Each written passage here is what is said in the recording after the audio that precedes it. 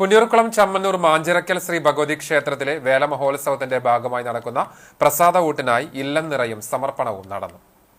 ശനിയാഴ്ച രാവിലെ 8:30 വേലമഹോത്സവത്തിന്റെ ഭാഗമായി കൊടിയേറ്റം നടത്തിയാണ് ക്ഷേത്രോത്സവത്തിന് തുടക്കം കുറിക്കുക. ക്ഷേത്രം മേൽശാന്തി നാരായണൻകുട്ടി കരുമത്രയുടെ നേതൃത്വത്തിൽ പ്രത്യേക പൂജകൾക്കു ശേഷം പ്രസിഡന്റ് ശിവദാസൻ പരത്തിവളപ്പിൽ കൊടിയേറ്റം നിർവഹിക്കും. തുടർന്ന് ഏപ്രിൽ 29 വരെ കാലത്ത് 8 മണി മുതൽ 10 മണി വരെ എല്ലാ ഭക്തജനങ്ങൾക്കും കഞ്ഞിയും പുഴുക്കും, ഉച്ചയ്ക്ക് 12 മുതൽ 1:30 വരെ പ്രസാദ ഊട്ടും ഒരുക്കിയിട്ടുണ്ട്. പ്രസാദ ഊട്ട് ജനകീയമാക്കുന്നതിന്റെ ഭാഗമായാണ് ക്ഷേത്രവേല ഉത്സവത്തിന് ആദ്യമായി ഇല്ലനിറയും സമർപ്പണവും നടത്തിയത്. ദേശത്തിലെ വിവിധ കർഷക കുടുംബങ്ങളിൽ നിന്നും എത്തിച്ച പച്ചക്കറി വസ്തുക്കളാണ് ഇല്ലനിറയ്ക്ക് കൂടുതലായും എത്തിയത്.